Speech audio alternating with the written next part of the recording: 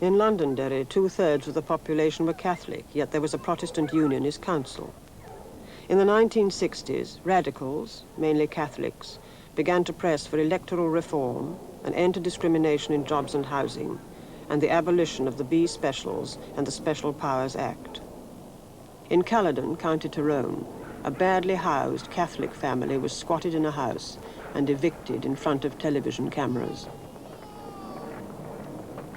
The house had been allocated by the Unionist Council to a young, single Protestant woman. A Catholic nationalist MP who had organized the squat spoke to Ulster Television. Well, I've drawn attention, I might say, highlighted the situation.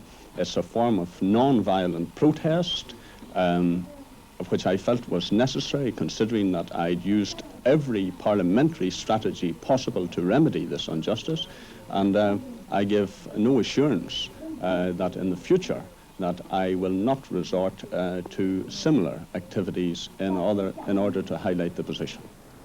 Discrimination against Catholics had been dramatized. Marches demanding equal treatment, civil rights, were to follow. Ladies and gentlemen, I would certainly hope that in conducting this march in our city, that we will act in a responsible manner, demonstrating to the authorities that our intentions are to secure civil rights for the people of our cities and not to cause strife or bloodshed in our city. We are demanding homes, employment, freedom of speech and freedom of assembly. We do not wish bloodshed or violence. The march through the predominantly Catholic city of Derry was not allowed into the Protestant centre.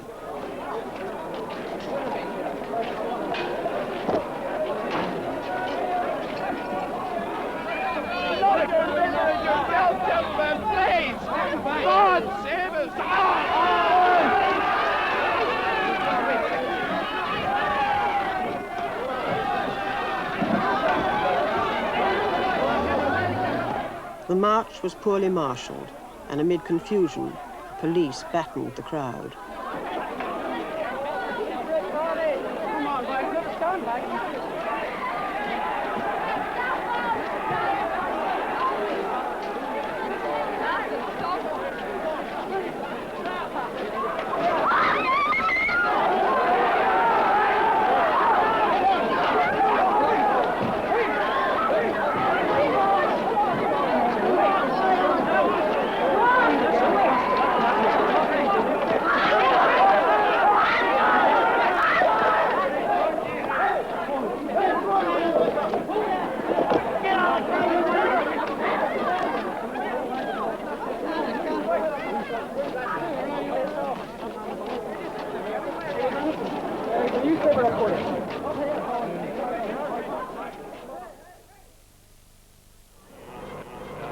Belfast, a month later.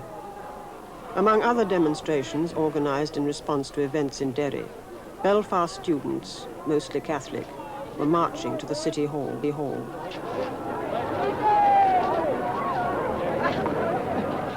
Along their route was a loyalist counter-demonstration. The police stopped the civil rights march to avoid a confrontation. Have this part of the city desecrated by Republicans. Those that have cursed our flag, have cursed our Queen and our art to destroy our country. And I want to say that we are determined as ever to resist the Republicans from Queen's University. The students responded with a sit-down protest.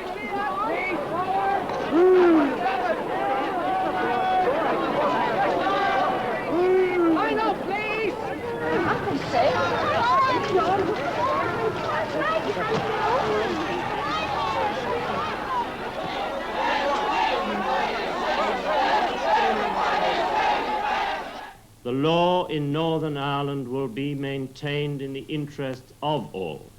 We cannot and will not allow it to be flouted, nor will we permit others to take it into their own hands. It must now be evident that in the present atmosphere, further civil disorder carries the gravest risks, not for any one section of our population, but for all. No cause other than the cause of anarchy will be served by further riot and commotion in our streets. O'Neill later made concessions to the civil rights movement. This further disturbed Protestants. O'Neill was becoming isolated. But for Catholics, it was too little, too late. I want to tell the Ulster Cabinet that this great civil rights cause, which has grown in our country, is going to continue until such times as every town, every village has fundamental civil rights, until houses are allocated on the basis of merit and not on the basis of favour, until such times as every man, irrespective of his creed or his class, will be granted a job, until such time as all the people over the age of 21 will be entitled to vote in every election in our country in a democratic country.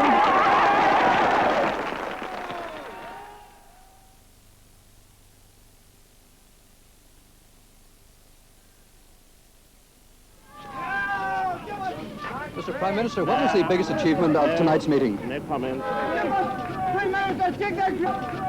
O'Neill survived another vote of no confidence.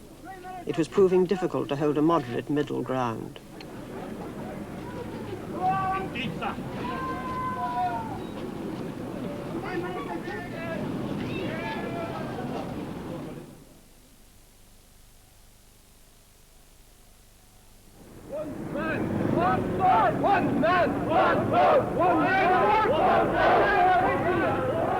The marchers intended to go through Protestant areas.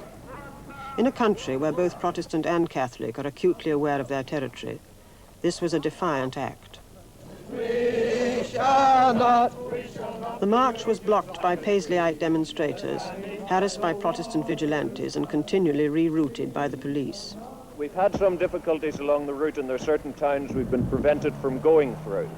We don't like that, but we feel that that demonstrates the fact that in Northern Ireland we have a situation like the southern states of America, where you do not have the basic democratic liberty of free procession. We are not afraid. We are not afraid.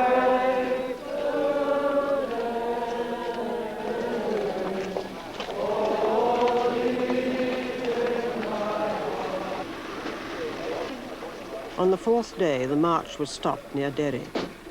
The marchers were told that there were Protestants armed with homemade weapons ahead. District Inspector Hood warned them that they might be stoned, but did not suggest that the march should be rerouted. After some discussion, it was agreed that the police would escort the marchers over Burntollett Bridge. Police have said they are quite prepared to get us through this obstacle. And if we all keep in very close formation on the right-hand side of the road, the people throwing the stones will be on high ground on the right-hand side. If we keep in close formation on the right-hand side under the hedge, keeping well into the right-hand half of the road, then we should be okay. The marchers walked into a carefully prepared trap. Loyalists were waiting on the hillside above the road.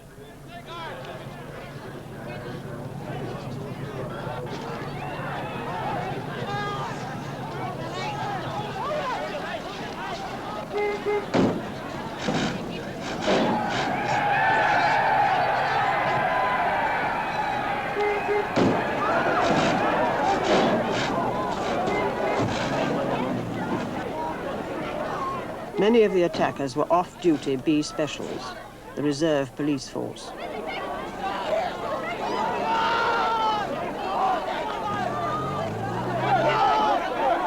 Police protection had been inadequate, but when the marchers arrived in Derry, they were given a rapturous welcome. The march had polarized the two communities and had further undermined the authority of moderates in Northern Ireland.